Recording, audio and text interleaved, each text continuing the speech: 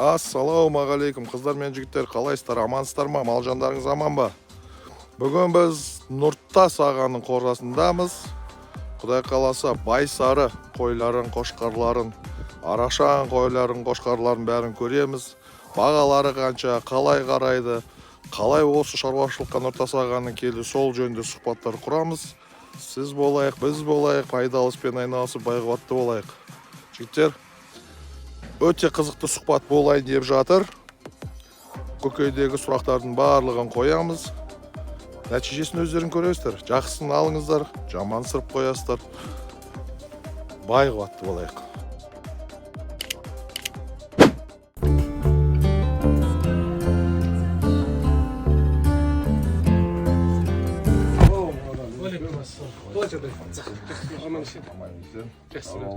Аллах шүкір, аман. Тікелей былай бірінші мәрте кездесіп тұрмыз ба? Былай сырттан таниды. Неде кездескен жоқпыз ба? Алыста көрмеде. Ассалаумағалейкум, ассалам болды бұл о кезі. Сен кіммен болған жоқсың ба? Бір ана Русланмен. Руслан. Бірге болдым ба? Қалай жағдайларыңыз? Жақсы бе? Аман есен.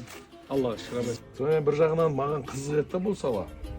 В общем, негіз менде былай 70% негіз адамның өзі. Қалай бастадың, не істедің, не соншалықты саған берді, что сен шаруашылыққа кіріп кеттің дегенше, мысалы, сіз де бизнестесіз. Мен де бизнестен. Неғып жүрміз малда? Вот сол сұрақта. Ең бірінші малда береке бар. О, көрдіңіз ба? Соны әр адамның бүкіл пайғамбарлар мал баққан. Құрметті көрермендер, бүгін енді Нұртас ағаның Дода ферма шаруашылығына келіп қалдық. Бұл шаруашылықты көрсетудің негізгі мақсаты керек нәрсені алып, керек емес нәрсені жинап қою үшін. Бізден көрсету, сізден шешім қабылдау. Нұртас аға әжептәуір уақыт қанша жыл болды істеп жатқаныңызға? 22 жыл болды. Негізі 2003-тен бері. 2003-тен бері шаруашылықтасыз. 23 жыл кетті енді. Біз сіздің қасыңызда әшейін інішек екенбіз ғой, қалай айтқанда, іні емес, інішек.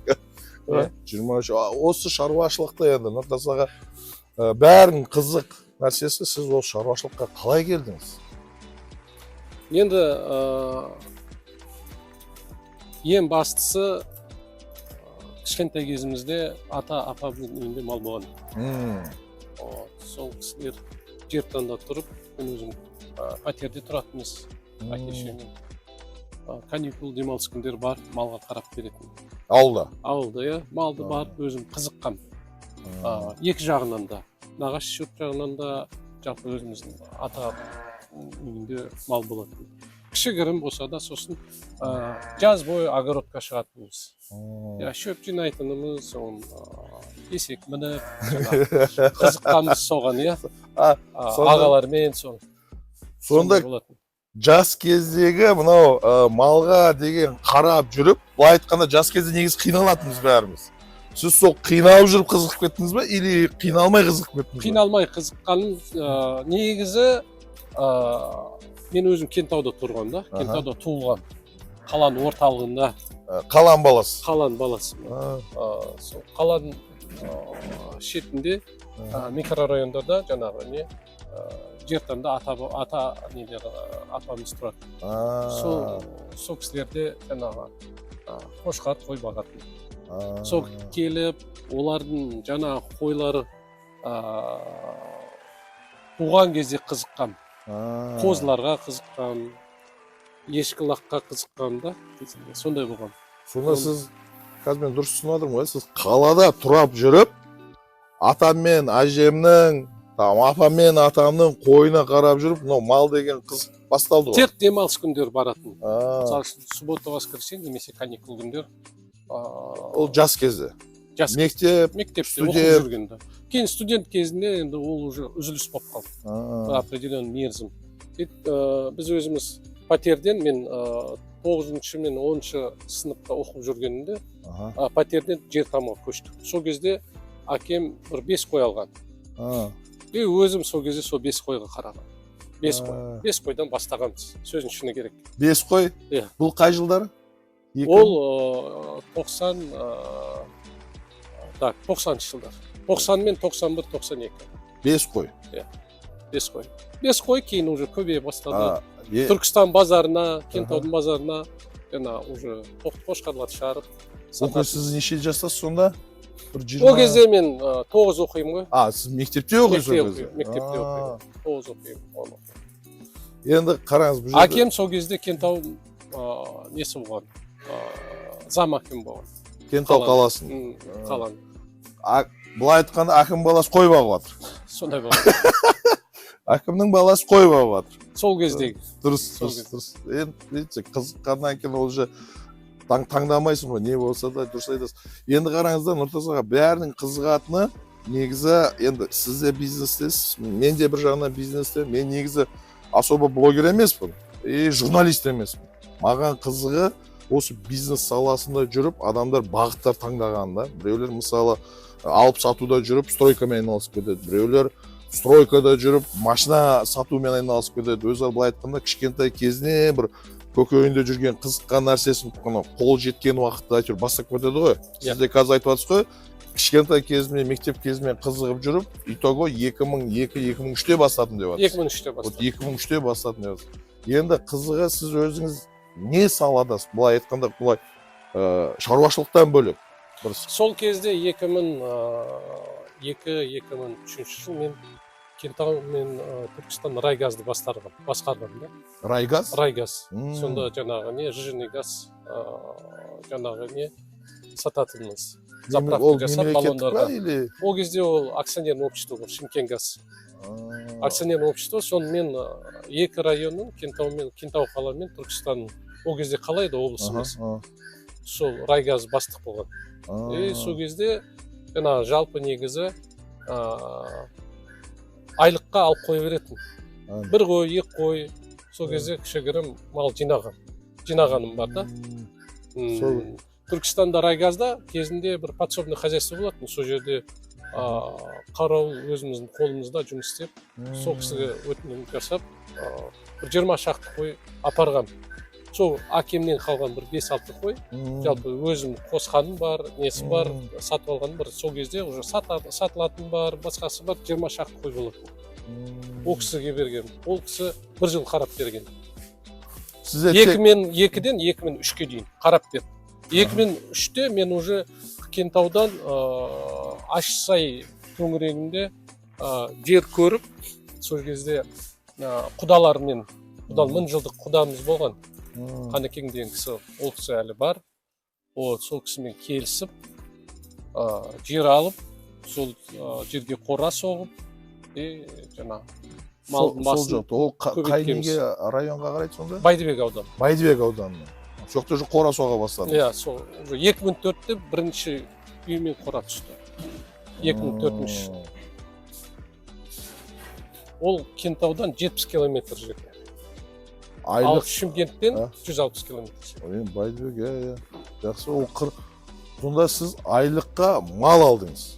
Жинап жүрген. Бір қой, екі қойдан, Түркістан базарынан алатын, Төрткүл базарынан алатын. Көрдіңіздер ма, уже былай айтқанда, адамның до такой степени интересі болғанда, айлықтан артық қылып, енді бірақ негізі айлық артық болмайды ғой еш уақытта. Содан әйтеуір жырымдап, біреулер киім, машина, жер алам десе, сіз мал алып жүрсіз. Мал жинап жүрген, иә. Сіз сразу қойдан бастадыңыз ба, или сиыр, жылқы? Жоқ, қойдан бастағам. 2006-да мен жылқы, бір үйір жылқы алам. 2006-да? Иә. Қазір жылқы бар ма? Бар, қазір жылқы бар. Қой, жылқы? Селекция екі бағытта, основной селекция, сол жаңа қой мен жылқы. Жылқы мен кейін уже 2018-де Польшадан айғырларды алып келгем. Россиядан биелерді алдырғам. Сөйтіп өзіміздің бұрыннан қалыптасып кеткен қарабайыр биелерім бар. Соларға кішкене қан ауыстыру мақсатында Польшадан барып 2 рет мен алып келдім. Сласка порода алып келдім. Сонда сізде 2 бағыт қой? Жылқы и қой? Иә. Ол жақсы. Жылқы жаңағы бағыты астына спортивный алып берді. Байгемен жаңағы не? Көкпар, астынан көкпар. Байгеге ағылшын биелер ұстайды. ағылшын чистокровный үйлер ұстайды. Ол сіздің жылқыларыңыз қай жақта, осы жерде ма или басқа жақта ма? Сол жаңағы 2004-те түскен қоран Байдыбектегі. Байдыбек. Жақсы, әдемі. Мына қорада Байдыбекке қарайды ғой. Арада 100 километр. 100 километр. Сонда мына жерде сізде бөлек қора, и ар жақта бөлек қора. Бөлек қора, иә. Мына қора 2018-де түсті. Мына қора. Қалаға жақындау болсын. Жалпы селекциямен айналысқаннан кейін клиенттер көбейе бастады. Сондықтан оларға кішігірім жеңіл болсын деп, тауға бара бермесін деп, мына асфальтпен жаңа өзіндік келіп көрді. Оңай, қаладан ар кеткенде 40-50 минут. 40-50 минут жүр. Жалпы жан жақтан, Сарыағаштан, Жетісайдан, Тараз облысынан, Луговой меркі, ары қарай Қордайдан келетін кісілер бар. Келіп, олар осы жерден келіп көріп кетеді. Дұрыс айтасыз, в любом случае клиентке условия жасау керек, па? Бір какой-то локация, удобный локация. Удобный локация. Согласен, дұрыс айтасыз. Енді Нұреге, осы шешімді қазіргі таңда, в данный момент, 26 жыл болды ғой, қазіргі таңда тек шаруашылықта ма, или басқа направленияларыңыз бар ма? Бұдан бөлек. 2005-те мен газдан ұшып кеттім. Ол газ саласы бар, бизнес қалды. Ол 2005-тен бері Регион газ деген компаниямыз бар. Ол Түркістан Кентауда солги газ таратады, газ құяды, газ станциямыз бар. И жалпы негізі өзім тікелей өзім жасайтын жұмысым бар. Ол металл конструкция. Металл конструкция мен резервуар. Металл конструкция деген мен қазір мына көріп тұрмын, мынағанда қатысы бар нәрсе ғой, және аямай салыпсыз конструкцияны. Конструкция болсын. Металл конструкция. Яғни сізде мынау мал шаруашылығы бұл основной тірлік емес. Основной ол қаладағы жұмыстар. Бұл уже как интерес, хобби ретінде кетіп отыр ғой. Енді ол, хобби, өзім малды жақсы көргендіктен, қойды жақсы көремін. Өзім барып жаңағы малды тұрдыртуға әрекет жасаймын, көмектесем жұмысшыларыма қолдан келгенше. Осы жерде мысалы қызыққаннан кейін соны жасаймын. Уақытты да бөлесіз, ақшаны да оған бөлесіз. Әрине. Енді қараңыз, қазір бізде енді мынау бизнес саласында жүргеннен кейін көбінесе мынандай сұрақ туындайды. Лично менде 4 жыл айналыстым, 4 жыл, 3 жыл минуста отырдым. Сонда да тастаған жоқпын, өйткені менде басқа бизнес болды. Әйтеуір бүйтіп не қылатын, тартып отыратын шығын. Қазір 4-3 жыл минуста отырып, 4-3 жыл өзім жүргеннен кейін, әйтеуір енді өз-өзін жауып отыр. Қорасы бар, малшысы бар, светі бар, газы бар. Ол негізі міндетті түрде болады. Егер өзін параллельно бір жұмысым болса, себебі мына жұмысты да айлық төлеу керек, жалпы расходы бар, ол өзімен өзі жауып тұрады. Мысалы үшін немесе минусте боласың. Өзің кірісуің керексің ол салаға. Егер айлық төлемеймін дейтін болса, онда өзіне пайдалы болады. В смысле, жаңағы ақша жағынан тиімді болады. Ал егер оны немұрайлы қарап, немесе бір айда, немесе 2-3 аптада бір барып тұрсам дейтін болсаң, онда ол салада жаңағы табыс табу қиындау, мына мал шаруашылығы. Бүгінгі таңға. Бірақ биыл Аллаға шүкір, жаңағы еттің бағасы шамал көтеріліп, шаруада жүрген кісілердің кішкене әл-ауқаты дұрысталды деп ойлаймын. Сонда сіздің айтуыңыз бойынша Нұртас аға, плюске шығам деген ойың болса, именно шаруашылықта в любом случае бас аяғында өзің болған дұрыс. Өзім болған дұрыс. Ол там аптасына бір мәрте, айына бір мәрте қарайын деген болсаң не? Негіз дұрыс айтасыз. Мен де басында ақшаны беріп қойып, айына бір мәрте көрінем ба, көрінбейм ба, сөйтіп жүргем. Мал өздігінен көбеймейді. Енді қанша деген пендешілік бар, әр адам бірдей емес. Аманатқа дұрыс көзбен қарайтын адамда көп емес та. Айтшы уақытым өтсе болды, айлығымды алып жатырмын деген адамдар да болады ішінде. Болып тұрады. Қанша дегенмен енді өзің жүрген дұрыс негізі да. Сонда мәміледе боласың, өзің малыңды танисың. И оны ол малды арасында жүріп жана сен жағдайын түсінесің.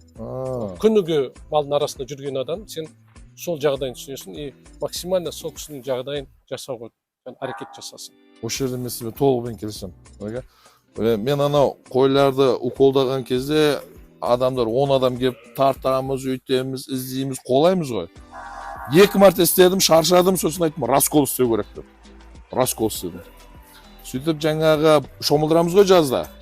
Шомылдырған кезде де лақтырамыз, адам жинаймыз, болмай қиналамыз. Болмайды, бассейн істеу керек деп. Потому что өзім сол жерде болдым, өзім қиналдым, тері былай кетті. Болмайды деп. Енді қазір раскол істеп, жаңа сіздің айтып отқан сөзіңіз ғой, өзің сол жерде жүргеннен кейін уже условиясын жасайды деген толығымен келісемін. Даже мынау шприцпен укол салушы едік қой. 100 басқа сап болған кейін бір жақты боласың ғой. Мына болмайды дедім, автомат шприцтер алдырттым, например. Өзің болғаннан кейін әйтеуір условия жасайсың. Тура сол сізден айтып отқаныңыз да сол ғой. Сондай болады негізі. Уже қарап отқан адамға да условия жасайсың и малға да условия жасайсың. Ол үшін өзің болып көру керексің, сол шкурада. Сезіне білгеннен кейін сен уже толығымен келісемін. Енді қазіргі таңда сізде не порода ма или определенный бағыттағы жаңа қойларыңыз не ма? Конкретно порода ма или бәрін ала бересіз ба? Жоқ, байсары порода. Байсар? 2023 жыл байсары болып тіркелдік.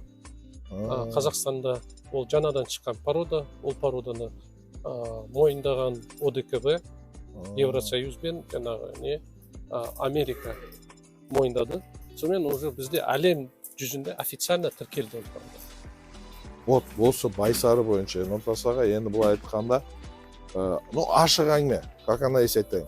Байсары бар екенін мен қазір білем. Оны тіркелгенде білеміз, енді общий чатымыз бар ғой бәрін, ол жерде көреміз. Бірақ нюанс сондай, что байсары әлі былай распространенный известностьта емес. Даже біз өзіміз баға тұра, мысалы мен байсарын әлі лично көрген жоқ, қазір сізден көреміз ғой. Бұл айтыш, байсары ол қандай порода? Мысалы, Арашан қырғыздардікі. Гисар ойын бұрыннан, Еділбай бұрыннан кеп атқан, ол енді СССР уақытысынан кеп атқан породалар, ол ананкі, мұнанкі деп біз айтамайыз, бірақ Гисарды тәжіктер мен өзбектер көп өсіреді. Содан кейін сол жақтан келді дейміз. Арашанды енді мұнар өздері істеді, өз селекция істеп. Біз енді байсары ол ненің смесі? Қалай пайда болды өз байсары деген нәрсе? Байсары неге түпке келген кезде Гисар породадан шыққан. Оған енді бірнеше уақытта қан құйылған. Мысалы үшін айтамыз қазір Арашан порода. Арашан породаны түпке келген кезде, онда егер Арашан авырттар тыңдайтын болсақ, түпке олардың несі Гисар основасы. Оларға Матчинский деген порода кірді. Өздері Қырғызстан жайдары порода кірген. Осылай селекциямен 30-40 жылда олар Арашан породаны шығарып отыр. Қырғыз ағайындылар. Олармен талай мәміледеміз, сөйлескенбіз. Ал байсары породан келетін болса, тура сол секілді, бірақ өзімізді мына Қазақстанда бейімделген жаңа тип шыққан. Ол да основасы Гисары. Оған да ауған порода, Пакистаннан келген қошқарлар.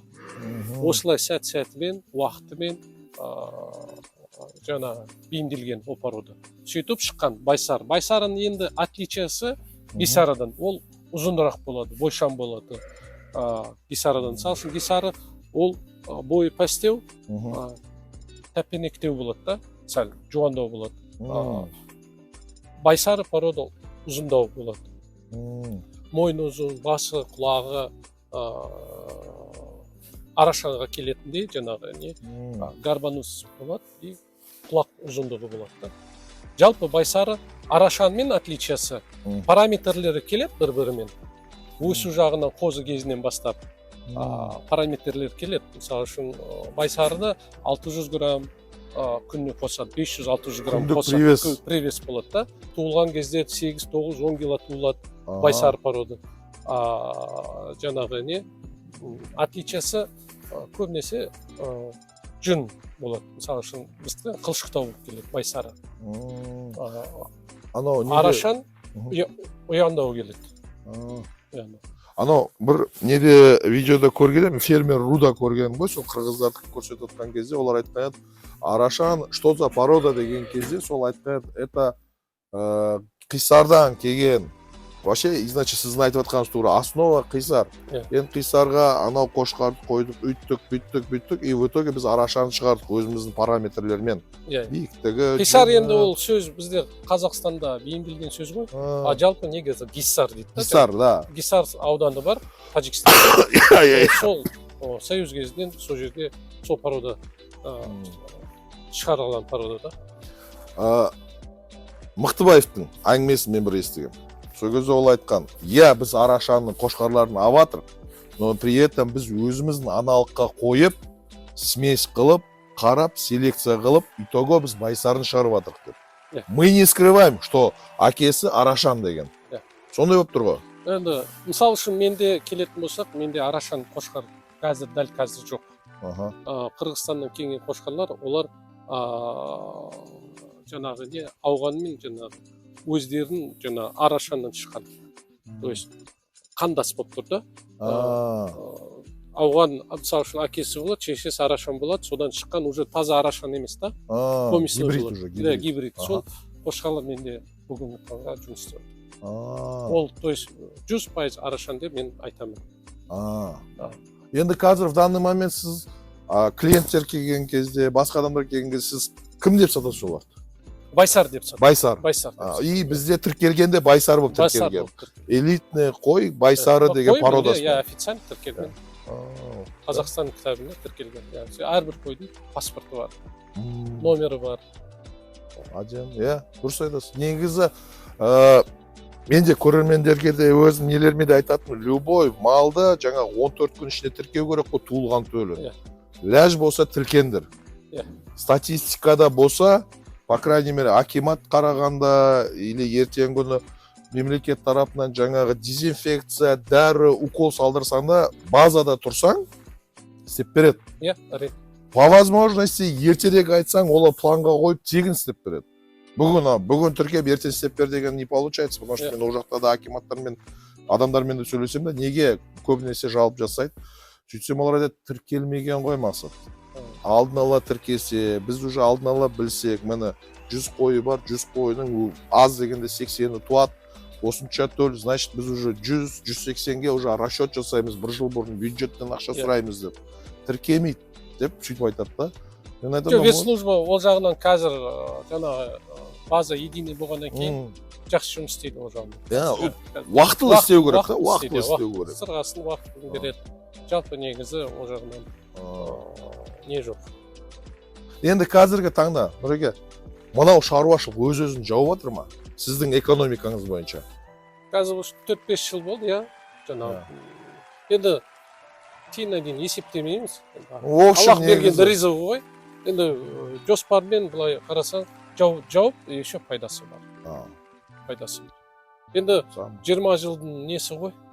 Тәжірибесі, еңбегімен тәжірибесі. Енді Нұртас аға, мына сіздің байсар болып тұр ғой енді қазіргі мына қойларыңыз, мынау именно неге, мысалы бизнесте болғаннан кейін, мысалы магазинде болайық, магазинде разнообразие болады, ассортимент. Сізде ассортимент бар ма или нақты бір бағытта ма? Осы байсары и болды ма? Бүгінгі таңға бір бағытты байсары парада. Байсары парада? Енді қараңыз, мен Инстаграм желісіне мен көрдім, сіз мынау Қырғызстанға барып қошқарларды әкеліп жүрдіңіз. Ол не себепті олардың, енді ол парода арашан алдыңыз ба или басқа ма? Үлкен қошқарлар, олар жаңағы арашан қойдан түскен ауғаннан қошқардан, арашан қойдан түскен қошқарлар, үлкен қошқарлар сатып алғанында. Гибридтер ма сонда? Олар гибридтер, конкретно арашан емес қой сонда? Или арашан ба? Жоқ, конкретно емес, 50-50. 50-50. Ал қозы қошқарлар мен биыл алдым тағы да. Көшбайкеден, Қырғызстаннан, Талас облысынан. Сол қорадан біраз атақты қошқарлар шыққан, миллион шықты. Сосын бүгінгі таңға топ 5 қошқардың Қырғызстанда ішінде Баяр деген қошқар бар. Сол қорадан шыққан Баяр. Сосын Қамыш деген қошқар шыққан. Ол со төңіректегі аты шыққан қошқар. Солардың төлдерін алдыңыз? солардың төлдерін алдым. Немерелер, баярдың немересін алдым. Сол қорадан шыққанда, Нөкөш бәйкеден шыққан. Биыл. Олар енді арашан. Арашан.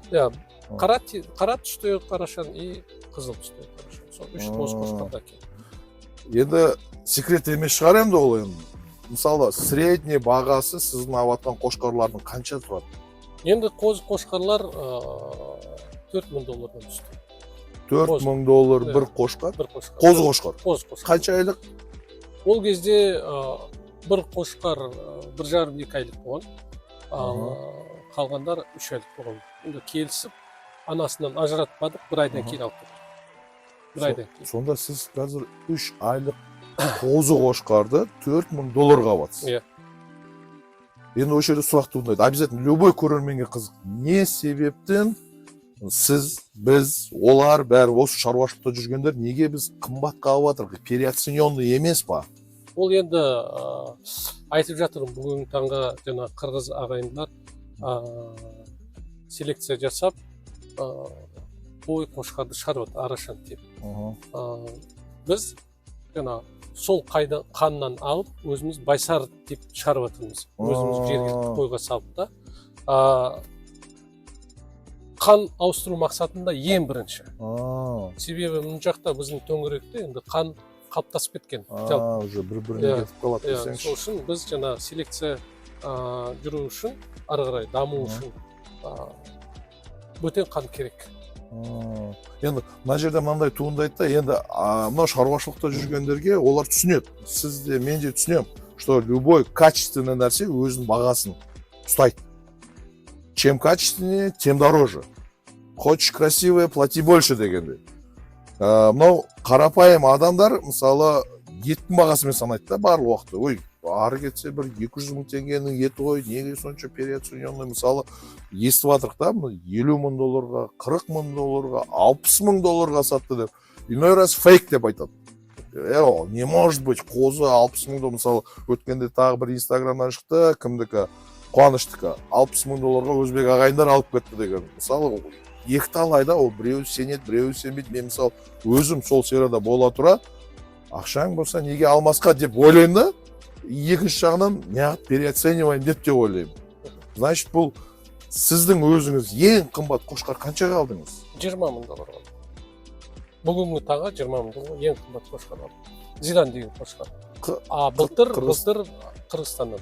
Атам деген қошқардар екен, ол $17 000 алды. Значит, бұл фейк емес. Көрдіңіздер ма? Жалпы негізі қырғыз ағайындарға барсақ, қазір олар Instagram желісінде, TikTok желісінде қатты өзінің пародасын реклама алып жатыр. Реклама двигатель торговли. Согласен. Жалпы олар жаңағы сыртқа шығару деген нәрсе мемлекет тарапынан көмегі бар шығар, экспортты жасау. Кавказ бар, Россия бар, Өзбекстан бар, Қазақстан бар. Сұраныс көп болғандықтан олардың да бағасы да жоғары жүреді. Значит, спрос болғаннан кейін они могут себе позволить көтеруге. Енді спрос рождает предложение дейді ғой. Қойдың құлағында бір деген таңба бар. Яғни бұл қой 21-ші жыл туылған. Өзі. Бүгінгі таңға қазір ол 4 жастан асты. Бұл Сильвестр деген қошқардың анасы. Екінші тумада Сильвестр туылған. Одан Сильвестрден кейін 2 рет егізден туды. Сильвестр арыстың көрмесінде екісінің арасында қателеспесем екінші орын алды. Екінші немесе үшінші орын бой жағында. Бой жағында. 99,5 сантиметр болды. Бір жасар қошқар сол кезде. Бір жастан асқан қошқар. Осын сол Сильвестрдің анасы. Қазір мынау қойыңыз буаз ба? Буаз. Қанша өтті осын салмағы средний? И бойы қанша? Ол қойдың бойы 93 сантиметр. Салмағы, мына қазір мұны желіндеп тұр. Құдай қаласа, осы айдың соңында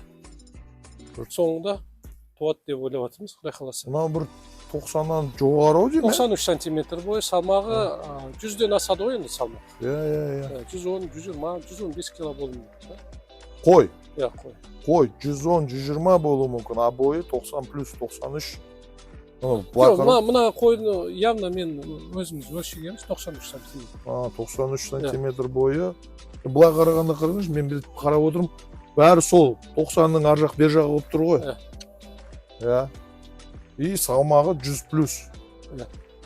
Енді видите, элита, по-любому элита өзін элиталаған көрсетеді. Иә. Мына Шварцтың қызы қызыл. Шварц негізі тоже 100% араша болмаса да, оның қанында 75-80% жаңа арашан Шварц деген қошқар. Міне 3 деген таңба 23 жыл туылған. Яғни осы екінші тумақ қой. Екінші рет туады. Уже бір туып қойды биыл. Мына Шварцның. Бұның да бойы 93-94 сантиметр. Шварцтың. Мына қызыл қой. Ол да Шварцтың қызы. Ол да бойы сол 90 төңірегінде, 90 плюс. Иә. Анау кімдердің бонитировкасы бойынша арашан 85-тен жоғарын бәрі элита санап таскайды ғой. Байсарда да сонда 85-тен жоғары элита. Мына да Шварцтың қызы тоже. 23-ші. Мына жақта тұсақтар бар 24-ші жыл. Қазір көрсетемін, қазір тұрсын. Мына қызылдар көбісі 24. Ана Кобра деген қошқарым бар еді. Соның қызы. Оны да 92-91 сантиметр бойы. Біздің осы байсары тип, осы құйрық бізде жаңағы осы ұнайды типтер. Байсары негізі темный бола ма, каштан бола ма, или ақ цвет бола ма? Үш түрлі түс болады. Үшеуі де бар. Үшеуі де бар. Сізде в основном қара, каштан сондай. Астанда. Сонда сіз мынау элитаның бәрін осы жаққа алып келесіз ба, или? Жоқ, жалпы ана қорада осы қойлар ғой, бәрі бір қойлар. Туатын кезде бөлек-бөлек. Ан жақта арғы қорада көбісі жаңағы не жас қойлар. Жақта уже условиясы, мысалы үшін мына тісі түскен қойлар да. Ағарған, тісі өге түсіп барады. Қанша жастан ағарады тұмсықтар? Әртүрлі, ол да кейбір ұсақ кезінен бастап уже ағара бастайды. Сол маған өткенде мен айтам да, мынау қозым менің, енді точно қозы кезінен өзім асырағам ғой. 2022 жылғы десем, тұмсығы ағарған ғой, кәрі ғой дейді да. Енді жігіттер, сіздерге қайдам, енді өзім сатып алып өзім қозы кезінен 22 жылғы десем, тұмсығы ағарған ол кәрі ғой дейді. Я солай айта береді, бірақ тісін ашып көрсе. Сол мен де айттым. Егер тісін ашып көрсе, көрсетеді.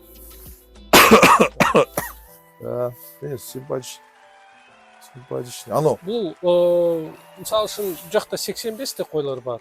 Бірақ оны қалдырған себебі, олар жақсы қоз туады да. 85-ні өзі. Себебі қанында бар да, қанында бар қойлар. Не ма? Егіз туатындар, в основном егіз туа ма, егіз. Менде 30% туады. Егіз ба? Жоқ, бізде онда. Ол қаннан немесе еще, егер жақсы бағылса қой, қашырын алды. Семіз қой қашырынға түссе, егіз көбірек болады. Айтыр мен туай енді, мен былай, 10-ы туса, айтыр 10-ның 3-і в любом случае егіз туады да. Мен в среднем 30 деп айтамын, 30-20 деп. Қайсысы дейді, енді қайсысы екен точно айта алмаймын деп. Одан кейін жаңа қошқар қойғанда да сіз жаңа дұрыс айттыңыз, бөлек қылып, атар қылып, конкретно қошқарларды қойасыз да, и уже білесіз, мынау төлі, мынау қошқардан, мынау анасы, мынау әкесі деп, иә? Мына егер байқаса, мына қойдың үстінде краскасы бар. Ол мысалы үшін бір түс болса, көк түс болады mesela. Ол бір қошқардың қашқан. Сіз краскамен бөлесіз. Сөйтіп ол қой туады ғой. Туған кезде жаңағы осы краскамен біз білеміз, қай қошқардан қашқан. Сөйтіп сол туылған қозыға не басамыз? Таңба басамыз и белгі басамыз. Мына қошқардың баласы. Биылдан бастап қошқардың атын жазып қоятын болдық сырғасына.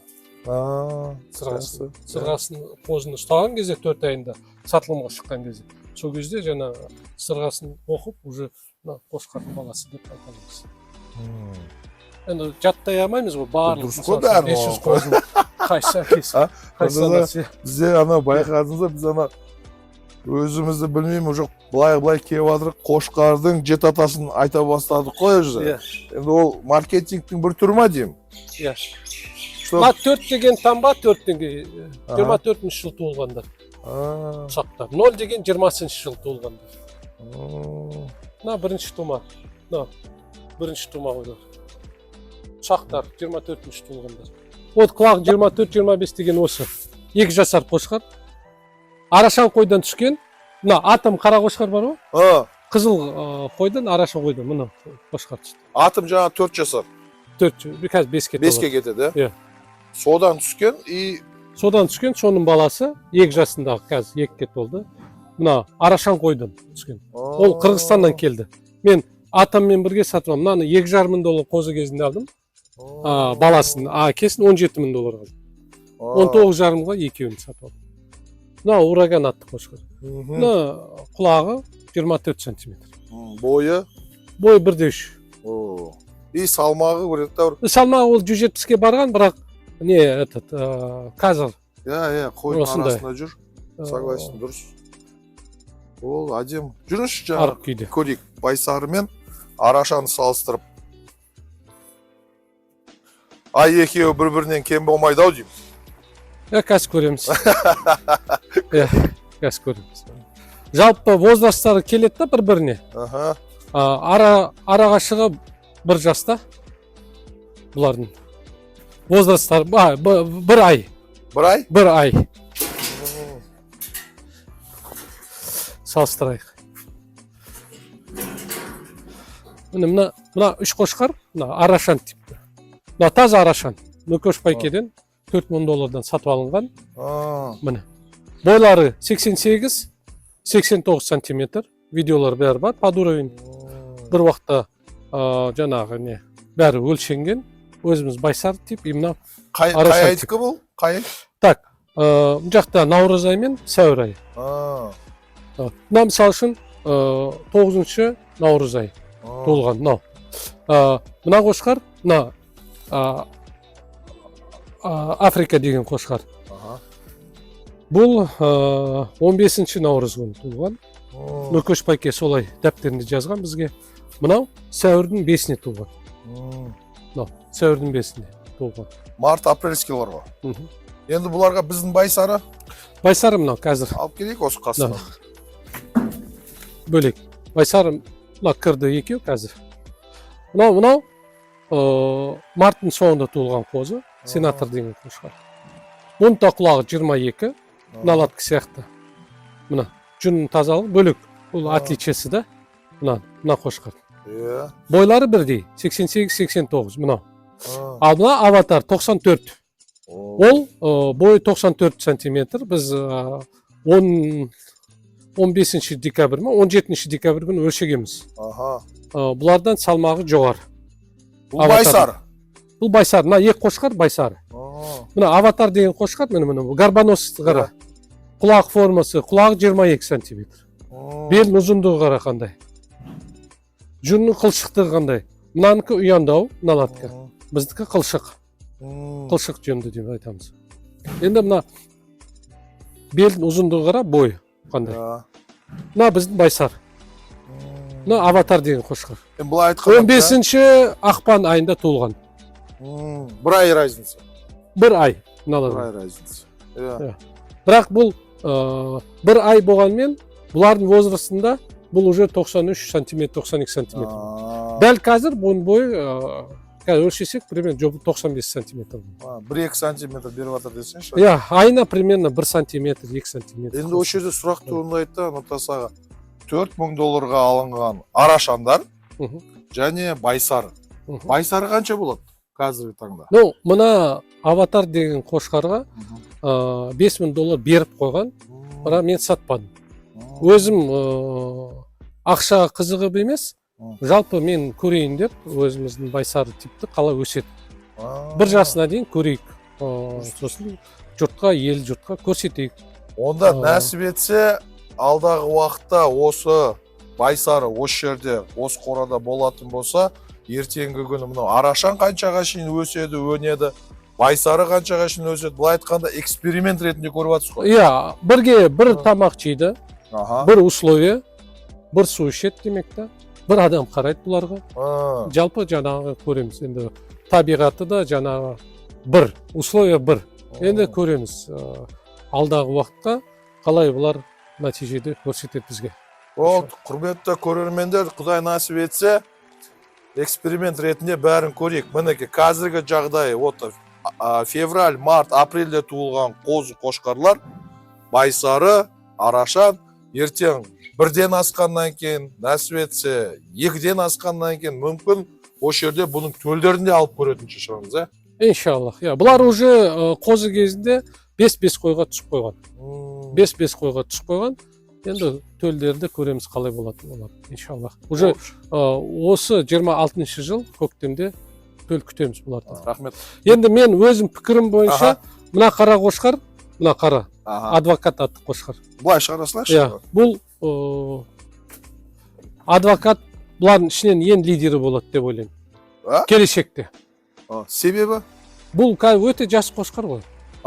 Бұл қазір 88 бойы, мыналармен бірдей, ана қошқардың бойы. Бұл бірақ возраст, мысалы үшін, ең кішкентай қозымен 1 ай, а так мыналармен 2 ай разница. Ол бізде Байсары ма? Байсары. Ол да Байсары. Енді ол алдағы уақытқа көреміз енді. Сондай пікірім. Еще ол егіздің сынары. Егіздің сынары. Екіге бөлінген десеңші энергия.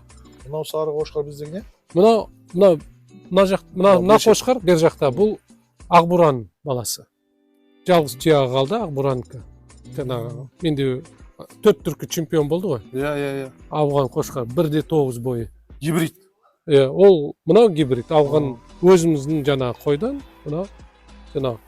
Бұл қазір гибрид болып тұр, гибрид. Байсары ғой енді, біз байсар дейміз. Байсар. Бұл сары типті байсар. Бұл жүні қырқылмаған, өзінің табиғи ананың құрсағынан шыққан күйді, оны жабағы жүн деп айтамыз. Жаңа өзін жаңағы әлі қырқылмаған қошқар. Қалғандар бәрі қырқылып қойған. Мынау қырқылмаған. Енді бұл 1 жасында қырқылғаннан кейін, мына енді айтамайым енді. Мына жүні ең зор жүн болады. Менің өзім. Сосын бұның қазір Арашанға келетіні басы светлый. Құлақтың орналасқан жері. Құлақты шлей андай ұзын болмаса да 20 сантиметр. Бірақ сирақтары қандай жуан. Жуан, сирақтары қандай жуан. Бұл қазір бойы 90 сантиметр. Бұл мыналармен құрдас, Арашандармен құрдас. Арашандар. Енді алдағы уақытқа көреміз. Бұнда жаңағы өсіріп, достойный қошқар болса, бағалы болады деп ойлаймыз. Енді қарашы, қазір мына видеоға Мирас бәрін түсіріп жатсың ғой, Бұны жалпылама қоз қошқарлар тұр. Қайсысы Арашан, қайсысы Байсары. Параметрлеріне қарасаңыздар, бір көзбен сразу различать ету өте қиын. Но при этом ешқандай былай айтқанда біреу кем, біреу артық деп айтуға болмайды ау деймін. У каждого есть свои преимущества. Ерекшелігі бар. Әр қошқардың өзінің бір ерекшелігі бар. Қой бақсаң осылай бақ. Жан тәніңмен, желанияңмен и плюс еще оны асырауға ақшаң жетіп тұрсын. Енді мінеки барлық возможностьқа қарай біз қазір Арашанды көрсеттік, Байсарыны көрсеттік, ар жақта Қисарды көрсетіп отырық, нәсіп етсе Еділбайды көрсетерміз. Көрсету бізден, таңдау өздеріңізден. Дұрыс па? Дұрыс. Алла амандығын берсін. Рахмет, Нұртас аға, рахмет. Еңбегіңіз жана берсін, төлдері көбейе берсін, тардай шарсылсын. Осындай әдемі қошқарларды асырап, аман есен болып, бай қуатты бола берейік. Амин. Рахмет. Мына қошқарларды айтайыншы, мына қошқарлар үлкен гарбанос. Бұл кімдер? Бұл уже үлкен қошқарлар. Атам деген қошқардың жақтан.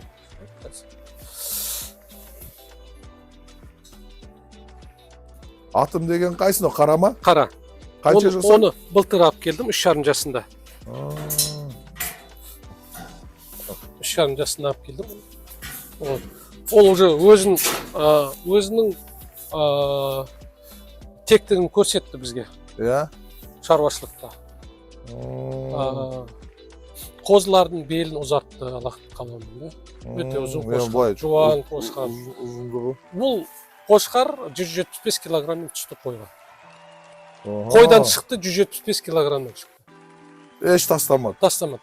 Осы табиғи жолмен қашырды. Мынау сары қошқарларыңыз кімдер? Мына Зидан деген қошқар. Кірсек болады. Жақын. Бой, неғып ол?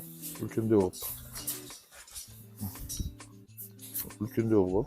Мына Общий көрінеді. апрельде 3 жасқа толады Зидан. Мына қошқар.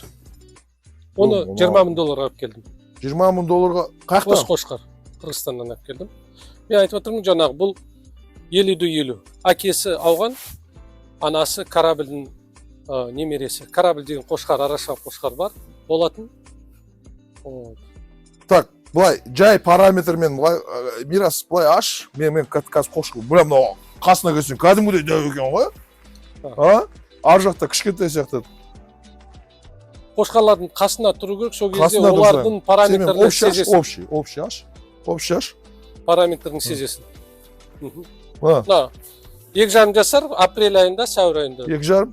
3 жасқа толады. Менің бойым 1,80. 115 килограмм менмін. Мынау да дәу болып тұр ғой кәдімгідей. Бұл 30 май күні халықаралық көрме болған. Қырғызстанда, Бишкекте. 4 арасында бұл бой жағынан екінші орын алды. Қаншалық бойы? Салмақ жағынан да екінші орын. Бойы қанша? Бой 1,5. 1,5 болған. Қазір енді 1,6 болды. Қазір примерно 1 сантиметр қосып тұр. Салмағы? Салмағы 191 килограмм болған. Видеолар бар, көрмеде түскен видеолар бәрі бар. Зидан деген қошқар. Құлағы 22 сантиметр. Ойлаймын мынау қошқардың қасында. Бағана алыстан қараған кезде қошқар болып тұрған еді да. Қазір мен қасына келгенім кәдімгідей білініп тұрған ба масштабы? Ұзындығы былай. Сирақтығы бәрі. 186 килограммен қойға түскен. Бұл енді азып қалды кішкене. 172 килограммен қазір бұл. 172-175 килограмм қазір салмағы. 120 мың долларға келген қошқар осы болып тұр ғой? Осы. Атам артындағы тұрған 17 мың доллар. Именно 17 мың долларға мен. Атам ол қарынды қошқар. Мәсіға, мұнау. Қарынды қошқар. Мұстасыға, реально мен жаңана аяқта тұрғанда мұнау байқалған жоқ та. Мен қазір ішіне кіргенем, кәдімгідей көрініп тұр мұнаның дәулігі ше. Ол қошқарларды қора келген адам видео по-любому так не передаст. Ну да. Живой көрген адам уже түсінеді да. Қошқар танитын адамдар. Мәсіған. Твай. Баракаллах. Баракаллах, твай. Менде жаңа өзімде Муфаса деген қошқарым бар ғой, 160 килограммдар. Но мұндай масштабты маған көрсеткен жоқ. Или көзім үйреніп қалды ма оған? Мына Валет деген қошқар, үшінші ортада тұрған. Бұл Шректің баласы. Шрек деген қошқар Талас ауданында болған. Бұл неше жасар? Бұл да атамның құрдасы. Ол көрмеде бірінші орын алды. Абсолют категорияда сұлулық жағынан бірінші орын алды. Сол халықаралық көрмеде Бишкекте 25 жыл 30 мамыр болған көрмеде. Сіз көрмеге мысалы осы өзіміздің регионда болса негіз барасыз ғой, былай шет жаққа да бара бересіз ба? Енді баруға тырысамыз, егер қол тиіп тұрса. Уақытым болып. Мына қошқарды көргеннен кейін реально мынаның төлін алмасақ болмайды. Реально мен қазір келдім. Бекерден айтпайды ғой, мына әкесі, мына анасы деп бүйтіп көрсетсең, сразу көзге түседі. Мен мынаны көрдім да, уже желание ұрып жатыр. Егер қазір мысалы сол 250, 300, 350, 400 десең, уже басында ой кетеді. 2 жылдан кейін мынау қошқарға сәйкес болатын болса, ана табы стоит. Әрине. Солдан енді астана аналық күтеміз ғой. Ұрғаш қозы күтеміз. Мына Валетке келетін болсақ, Валеттің параметрлі 1,5 бойы. 1,5? 1,5 көрсетті. Салмағы 196,5 килограмм болды. 196,5 килограммда бұның жүрісі откормленный емес, спортивный. Тоже видеолар бәрі бар. Наградалар бәрі бар. Бұны Қырғызстанда Асылбек деген байке бар. Сол кісіден алған. Сіз бұларды уже өз-өзді кеп қалған, 1 жастан асқан кезде алдыңыз ба сонда? Бұл 3,5 жасындағы қошқар болған. Қазір 4-ке толып отыр. 26-та 4-те толады. Бұл да бұл 5-ке толады. Яғни мен қателесем. Бұл 5-ке толады. 26-шы жылы. Екеуі 5 жасқа толады. А бұл 3-ке толады. Зидан. Валет пен Атам 5-ке толады. Екеуі құрдас болады. Бұны алды тағы да биыл қошқарым бар еді. 4 түркі чемпион. Ақбура деген қошқар. Бой жағынан чемпион болған. Сол қошқарым өліп қалды. Қашырып өлгерді. Содан төл күтіп отырмыз байқаласа. Айтыр сол қашырып болсаңыз болуы. Мынау Зидан. Зидан. Енді осылардың төлдері қанша болып отыр? Байқаласа туылсын көреміз. Енді туылады ғой? Бұлар мына екі қошқар биыл түсті. Әлі қозылары жоқ. Енді байқаласа күтіп отырмыз. Қай уақытта? Февраль айында. Февраль айында? Осы жерде январьдың 15-нен кейін күтіп отырмыз. 3-4 қой күту керек байқаласа. Кейін уже массовый февраль деп ойлаймыз. Ар жақтағы қорада бұл қошқарлар 3 сентябрь күні түсті қойға. Яғни 1 февральдан бастап туылу керек. Февральда туылған қозыны қай уақытқа шығарасыз, неге сатымға? Февральда туылған қозыны, яғни жалпы негізі июль айында біз шығарамыз. Июль. Майда уже майдың аяғында көрсете бастаймыз қозыларды. Сол кезде уже алдын ала интерес құрып жүрген кісілер келеді, көреді, саудасы келсе бере береміз. Так, сата береміз. Көрермендер, биыл майдың 28-не бірінші сатылу басталды. Қателеспесем 25-нен жоғары май. Май, июнь, июль. Сол аяқта Нұртас аға мына қошқарларынан туылған төлдердің сатылым болады. Кто успел, тот сел. Нұртас аға мен үшеуін забронировал. Құдай қаласа. Ол мен уже қарасыз, маған көрдім ба бұл. Саудасы қанша болады, оны ары қарай келісе береміз.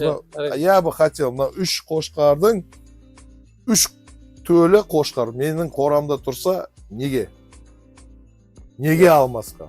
Мен үш негізі қошқар қызға, мін бірінші очет негіз любой төлді сатып атқан кезде, әкесі мұнау, шешесі мұнау деп көрсет, бұл стопуды өтіп кетеді. Мынандай қошқар 2 жылдан кейін мен қорамда тұрса, я бұл суда өшсе мырза болар еді. Атан бойы 1,7.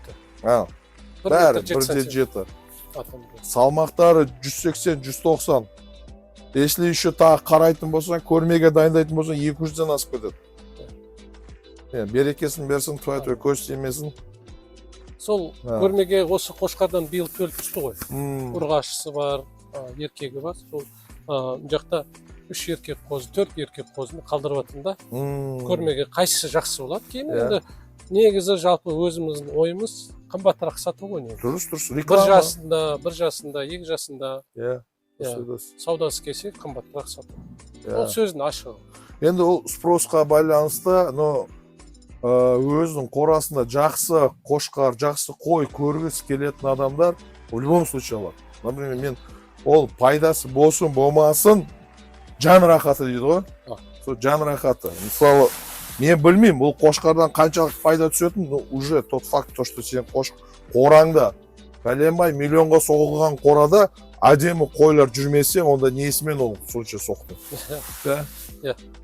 Енді ол әр вложение негізі ақтаған жақсы ғой. Конечно. Ақтаған жақсы. Мынандай қой, берекесін берсін. Енді Нұртас аға қораға өтейік. Қоралардың өзі параметрлері сіздің ойынша қандай болу керек? Қандай, мынаны дұрыс істемедім, или мына жерді жақсы істедім деген ойларыңызбен бөліссеңіз, потому что әрбір шаруа қора соққан кезде неге қарау керек? Енді Аллах нәсіп қылса, үлкен шаруашылыққа да барамыз, сол кезде қорамен таныстырамын. О жақтағы? О жақтағы, бір уақыт бөліп, о жақта. Ал мына қораны 2018-де соққан кезде, 2017 жыл Макең деген кісімен танысқан. Осы кісі қасымызда тұр. Осы кісімен ол осы Төңіректе передовой шопан біреу болған кезінде, одақтың кезінде өте жауапкершілігі мол, адал кісі. Сол кісіні танып, танысқаннан кейін, жаңағы сенімді болғаннан кейін шешім қабылданды, осы жерде қора соғамыз. и бұл кісінің проектісімен соғылды. Талқора. Бұл кісінің несі бар, тәжірибесі бар. Осылай ақылдасып жаңағы. Қазір параметрлері қалай? Бұлай ұзындығы 44 метр. 44 метр бұлай и 28 метр. 28 метр. Биіктігі? Ортадан 14 метр бөлінген колонна. 14. Бір пролет 14, екінші пролет 14. Мен мына байқап отырмын, астында мынау не, стекловата ма? Стекловата, ол утепление. Утепление. Жазда ыстық ұрмау үшін, қышта қатты суық болмау үшін. И ортада мынау не? Воздуш, нейді? Оборот. Ол вентиляционный. Вентиляционный, И әрі освещение. Әрі, естественное освещение. Биыл осы қорада бірінші рет төл алайын деп жатырмыз. Соған қосымша осы қазір жұмысшыларымыз осы демалысқа кетті. 2-3 күнде келу керек. Бұл жақта материалдары алып қойды. Мына 3 пролетті жаппақшымыз. Утеплить, то есть потологын жасап, үстіне тағы да қосымша стекловата қосып, дуалдарын бәрін утеплить етіп, бұл жақта целлофан пленкамен жауып, қойдың буымен, қойдың ыстығымен жылып тұратын жай болсын деп, енді малды төлдету үшін дайындық жасап жатырмыз. Осы төлдету. Бұлардың астыларын қалай тазалайсыз? Макин күнделікті осы тазалап тұрады. Немен ғой? Макин өзің қарапайым қолмен? Қарапайым, Макин, Аллаға шүкір. Соған өте. Сіздер мұнаны уже қосқан екенсіздер? Потолок түсірдік, төмен тағы да қосымша түсіріп отырмыз. Осы уже утепленкамен осы жерге? Осы жерде қазір обшиваться етіліп, OSB панельмен. Үстіне стекловатамен, жалпы негізі уже потолок төмен деген соң, бұл уже жылу ұстап тұрады деп ойлаймыз. Мұнаны утеплить етесіздер. И уже қой өз жылуымен. Өз жылу. Мына проходтар полный. Мына көрдіңіз, қаптап жатырмыз. Мына жерде де утепление жасаймыз. Мына дуал қаптаймыз. И сонда мына 2 пролет, жаңа кең жер, қой төлдету үшін амалдың біреуі. Негізі қой суықтан қорқпайды, астынан жаңбыр тимесе, асты су болмаса, былшық болмаса тұра береді деуші еді. Ол садыра болмау үшін макин қи жинап қойды жаз бойы. Қи жинаған. Төсеп тұрады. Өздің қиын өзіне тастайды десеңші. Құрғақ дейді. Құрғатады. Жалпы мал күндіз ауа райы жақсы болса, сыртқа шығады. Кешке шөпке неге кіреді. Азанда шығады, кешке дейін сыртта тұрады. Бұл жерде бәрі ручной ғой онда? Былай айтқанда тазалауы, жем беруі бәрі ручной? Ручной жұмыс. Қазір анау жаңа технология бойынша кармараздатчик анау дегенге әлі өткен жоқсыз ба, или өтетін ойыңыз бар? Ондай объем жоқ қой бізде қазір. Ол уже 1000-нан жоғары 2000 қой ұстаса, оны ойлауға болады да. Жалпылама енді білмеймін қаншалықты айту бола ма или болмай ма, осы қанша басып аналығыңыз бар? Жалпы негізі 500 бас. 500 бас? Жылда тудыратын 500 бас. Негізі элитаға там 2000-3000 керек емес, по-моему, менде де сондай ой. Бір ана қораны істеп қойдым, бір 300 бас сиятын. Жылы жай істеп атқан нәрсен бәрін істеп қойғам. Осы жерге қанша бір 250-300 сияма бұл. Элитаға жетеді. Егер де ары қарай 1000, 2000, 3000 болса, ол уже обычный қойлар и неге откормға. Бұлардығы откормға қою енді қымбаттауға бұл. Бұл чисто асырайтын қойлар ғой. Қараш, менде бір сұрақ қояды да, осындай қымбат қойларды аласыңдар, бұл қойларды не істейміз, жейміз бе, жемейміз бе? Не істейміз негізі бұндай қойларды? Біз ет сатып алмаймыз, жейміз бе? Біз өзіміз жеуге, плюс, маған айтады, сенің қымбат қойларыңның еті басқа жама, қалай дейді да? Мен айтам, в данный момент менде жан рахаты болып тұр. В данный момент сол. А потом уже 3D сату. Бар ішінде параметрлерге сәйкес келмейтін, андай-мұндай алапестер болады. Дәу болғанмен, бірақ алапес бір ұсқылсыз болады ғой. Соларды етке берем, ол өтірік жоқ. Абылай тек қана асырау үшін деймін да. Иә. Анда-санда енді өзін жеген кезде қонақтар келіп қалады. Сой анау қошқарды дегенге әдемі кетеді. Иә. А так прям бұл бордақылап етке сатуға сәл қымбаттау, потому что себестоимость қымбат та бұлардың. Жаңағы айтып жатқандай. А етпен айналысу үшін бұл жерде, по-моему, 2000-3000 қой болу керек. Егер етпен айналысатын болсаң, онда ол уже жайылым қолдану керек максимально. Максимально жайылымды қолдану керек. Бұл жерде сізде сол кезде себестоимость сәл төмен түседі. Бұл жақта жайылым жоқ сізде? Жақта жоқ. Вот чисто бәрі. Не бересіздер азанда түсте кешке? Жоңышқа, туралған жоңышқа мен жаңағы арпа мен сұлу.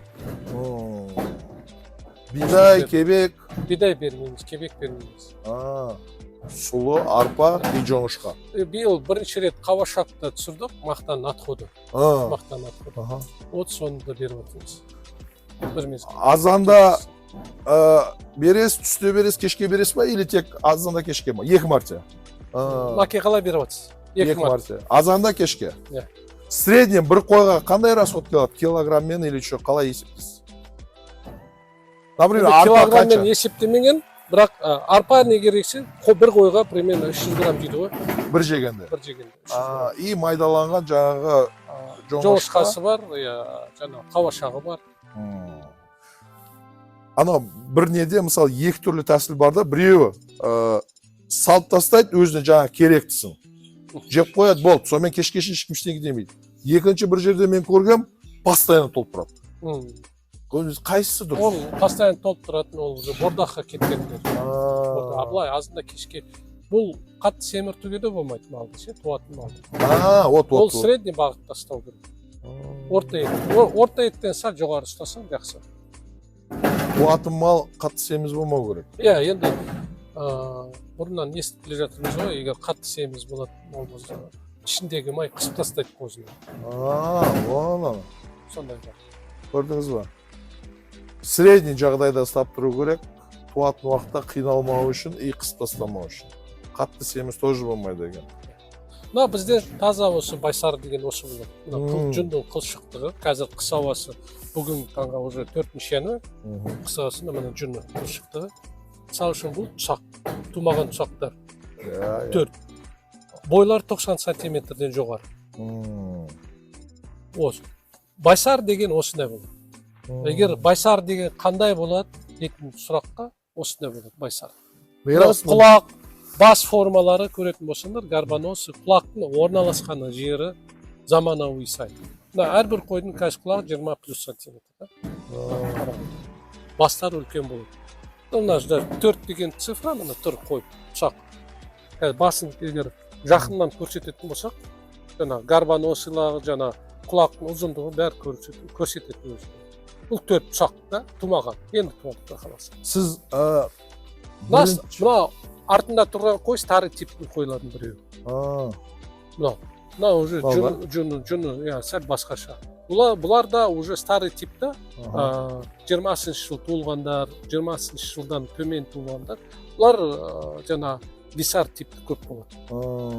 Бұл база болған. Осы базадан мұны ала шыққан. Мына қазір аналық тұрса, мына со аналықтың қыздар. Әрі ұзын, әрі бойшан, әрі жаңағы не бас формасы, құлақ формасы бөлік болады. Сіздер мынау тұсақтарды, бізде 2 түрлі сұрақтар болады. Біреулер айтады, 1 жастан асқаннан кейін қошқар қой дейді. Біреулер айтады, 8 ай, 9 айда да қоя берсек болады дейді. Сіздің неңізде қандай? Біз 18 айында қоямыз. 1 жылдан асып, 1,5 жастан. 1,5 жастан. Уже полностью өсіп, етін бәрі қатайғанда ма? Бұлар сентябрьде 18 айлық болды. Байқаласа, қызылдар бар, мыналар бар. Бұлар бәрі сентябрьде қошқар массовый қойылды. Сентябрь айында. Яғни осы жаңа ақпан айында уже 18, 1,5 жасқа толғанша сіздер қошқар қоймайсыздар? Жоқ, қоймаймыз.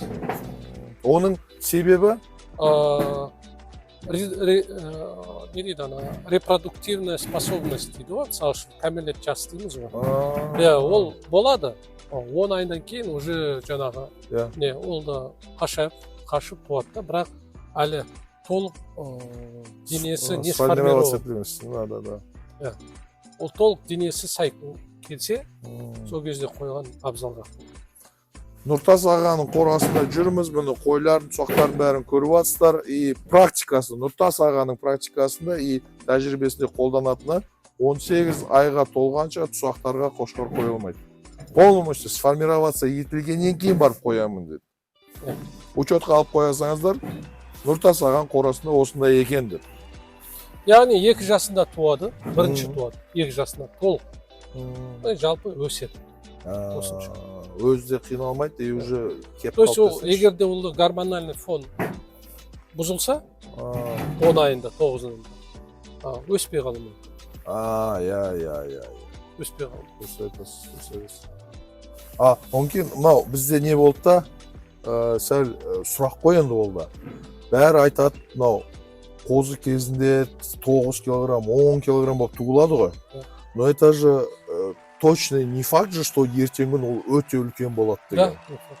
Ол туылғанда үлкен болып туылуы мүмкін. Ары қарай өсу, өспе, ол екталайды даже. Әкесінің жағына да қарайсың, ана жағына да қарайсың. Тегі ғой. Ол тоқой терісі тегі. Тегіне қарау керек в любом случае. Ішінде қаны бар, несі бар, ол атасына құсап кетуі мүмкін. Атасының атасына құсап кетуі мүмкін. Соның қаны алып қалуы мүмкін да. Шешесі жағынан, ағасы жағынан дейміз ғой мысалы. Ол сол жақтан денеден алып қалуы мүмкін. Жоқ жақтан енді ол Аллахтың қалауы болады. Айтып жатыр ғой, мысалы үшін менде жаңағы атам деген қошқардың баласы бар. $5000 сатпаған. Аватар деген бар. Оның параметрі заманауи сай қазір да. Оның қазір бүгінгі таңға уже бойы 95, мысалы үшін. Ал Қырғызстаннан әкелген қошқардың анасы 90-нан төмен емес. Аватардың анасы бойы 90-нан төмен. Бірақ аватар бұлардан қайда үлкен. Әрі ұзын. Ол әкесіне тартуы мүмкін. Әкесінің әкесіне тартуы мүмкін. Немесе нағашының бір жағына тартып кетуі мүмкін. Солай. Лучше линия, не болса да линиямен қарау керек да? Негізі біздің тәжірибеміз болғанда, біз солай жұмыс жасаймыз, линия қараймыз. Енді сәл щепетильный вопрос па, білмеймін. Енді Нұртас аға, бізде шаруашылықта кездесіп жатады. Недобросовестный бизнесмен дегенде болады. Мен оны пример ретінде былай айта салайын. Лично маған ақ қойма кеп сұраныс істеген. Мен айттым, бұл арашан емес, бұл қисар. Потому что мен өзім сатып алып жатырмын ғой, мен не екенін білем деген кезде қой берсін, мен бұны арашан қылып сата берем деген бір әңгімені естіп қаламын. Айттым, життер, жүр. Кімнен алдың деген әңгімемен ертең итого маған кеп қалуы мүмкін. Давайте как она есть. Мен даже сізге сатып жатқан кезде де мен сізді видеоға түсірем, мені сатылып жатыр, мынандай қойларымыз кетіп жатыр деп, сөйтіп бір жағынан қашырып алған кезімде болған. Сөйтіп болды, керек емес болды, забудь деді да.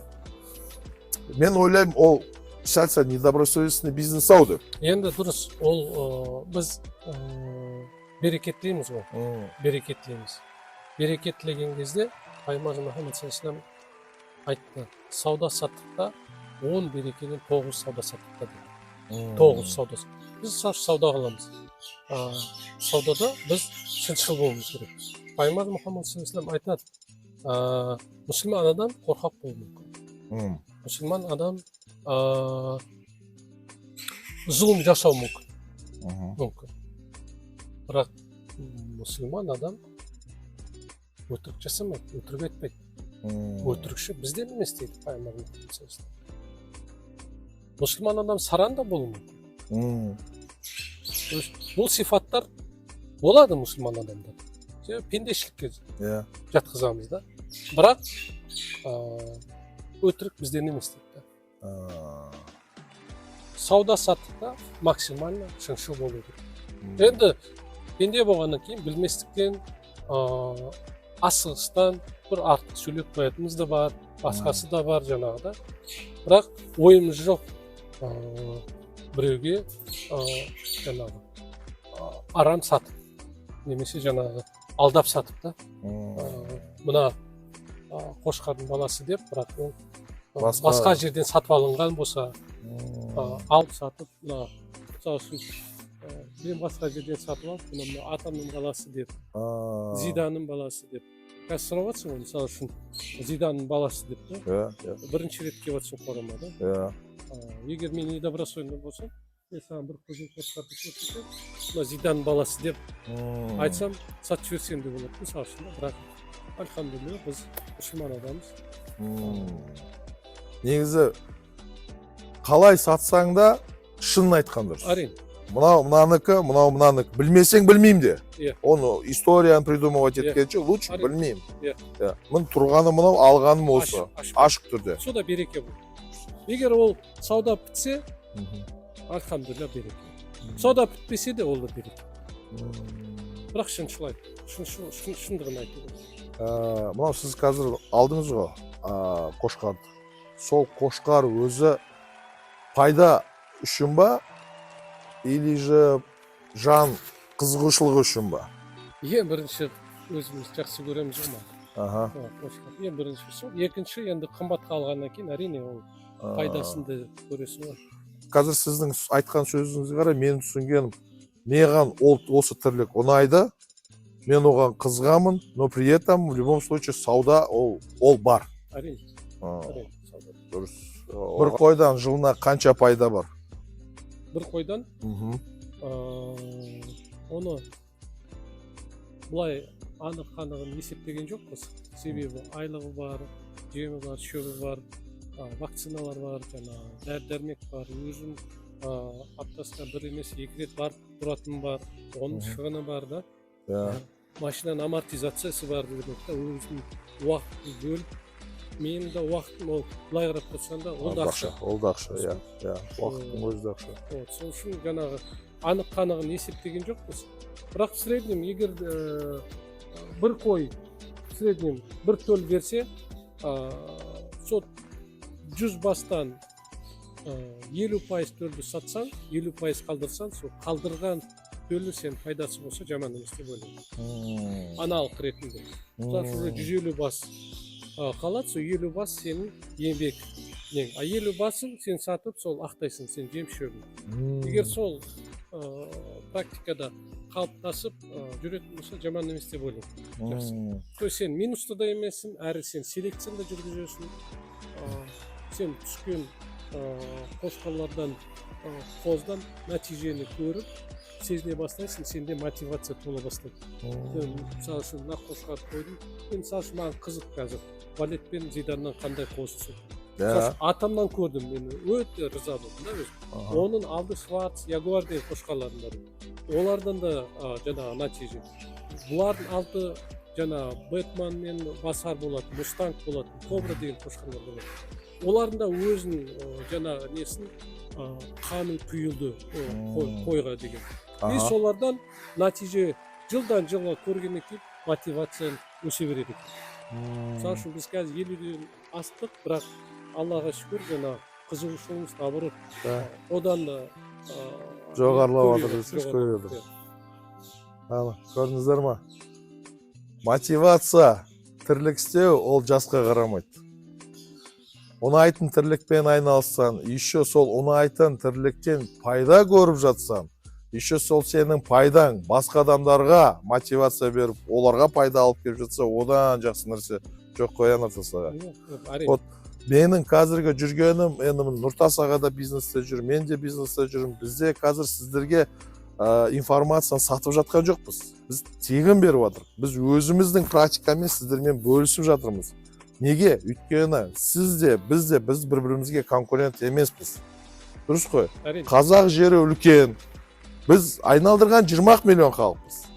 Тірлікпен айналысайық, жерді пайдаланайық, ауыл шаруашылығын көркейтейік, осындай үлкен хозяйстволарды ашайық, қымбат қошқарлар, қымбат қойларды асырайық. Осыларды ертеңгі күні біз қазір Арашан деп қалай біз қырғыздарға барып жатырмыз, ертеңгі күні бізге де солай адамдар келсін. Дұрыс па?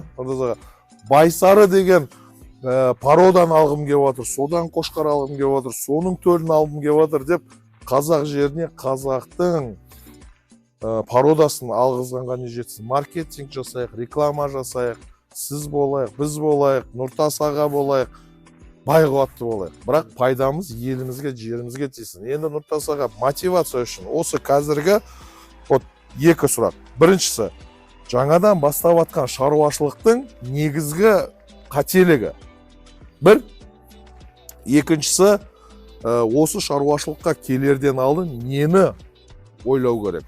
Жаңадан бастап жатқан адамдарға неге мән беру керек? Ең бірінші қателік жаңадан бастап жатқан кісілердің ойы. Мен қазір қой аламын, ол қой төлді екен, төлді сатам, пайда көремін деп ой. Бірақ өзінде айттым, 4 жылдан бері мен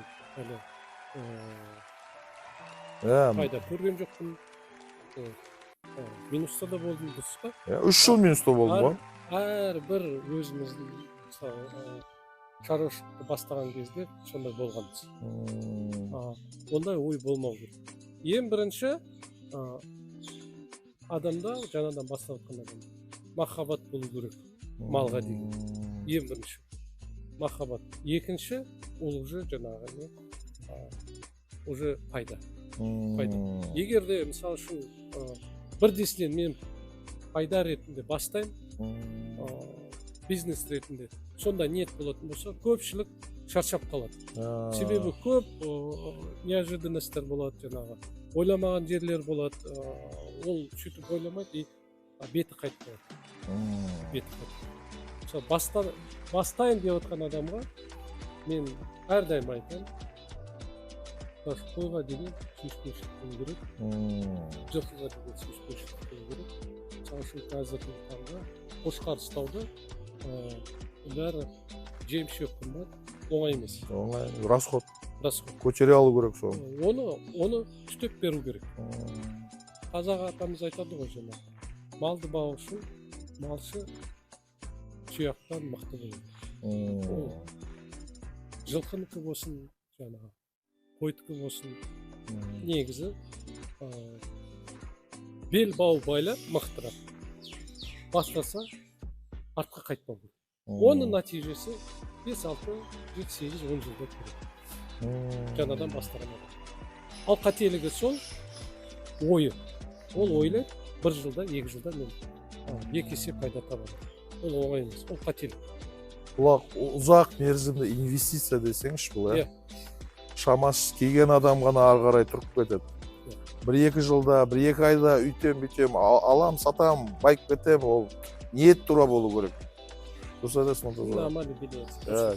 Ниет тура болса, ары қарай сол істеп жатқан тірлігіне малға деген сүйіспеншілігің болса, осын мен алып кете беремін. Өткенде Мади Есқара айтқан еді, тоже тура осы мәселе сияқты ғой. Ауылда біз қой баққанбыз ғой деп бастайды да, адам ары қарай көздері бақырая бастайды. Масштаб үлкен болғаннан кейін оны көтере аласың ба, көтере алмайсың ба? Жаңа сіз айттыңыз ғой, 5 қойдан бастадым депші. 5 қойдың расходы ол 5 қойдың расходы. А 500 қой уже оңай емес. Мен байқағаным, бүгінгі таңға осы биыл 3-ші жыл біз Батыс Қазақстанға сатамыз малды. Ақтөбе, Орал, Атырау, сосын солтүстік қасында сатқанбыз. Петропавл, бер жақта Көкшетау, Қостанайға жібергенбіз. Қошқарларды, қойды жібергенбіз. Сол айтайын деген, сол региондар енді оянып көріп жатыр.